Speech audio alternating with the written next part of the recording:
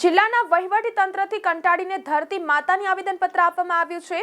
વિજયનગર તાલુકાના લોકોએ ધરતી માતાની આવેદનપત્ર આપ્યું। તાલુકા વિકાસ અધિકારીની પ્રજા વિરોધી નીતિને લઈને સ્થાનિકોમાં રોષ જોવા મળ્યો।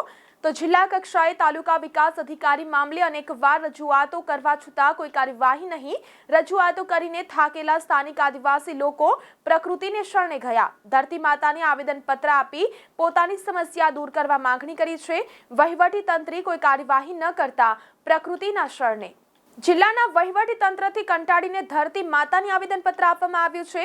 વિજયનગર તાલુકાના લોકોએ ધરતી માતાની આવેદનપત્ર આપ્યું।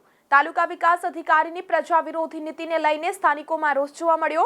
તો જિલ્લા કક્ષાએ તાલુકા વિકાસ અધિકારી મામલે અનેકવાર રજૂઆતો કરવા છતાં કોઈ કાર્યવાહી નહીં। રજૂઆતો કરીને થાકેલા સ્થાનિક આદિવાસી લોકો પ્રકૃતિને શરણે ગયા। ધરતી માતાને આવેદનપત્ર આપી પોતાની સમસ્યા દૂર કરવા માંગણી કરી છે।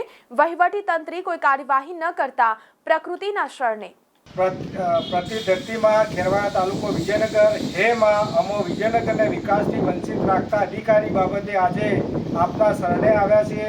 ઘણા સમયથી મામલતદારને આવેદનપત્ર આપી થાક્યા છીએ।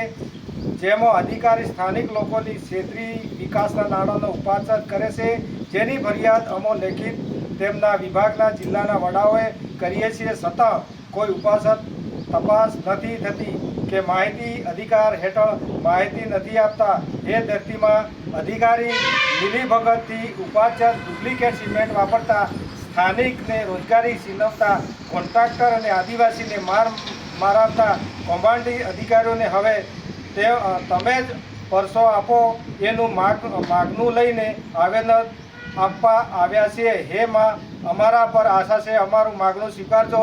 અમારી લાગણી છે, માગણી છે એવું અમારી કહેવાનું છે।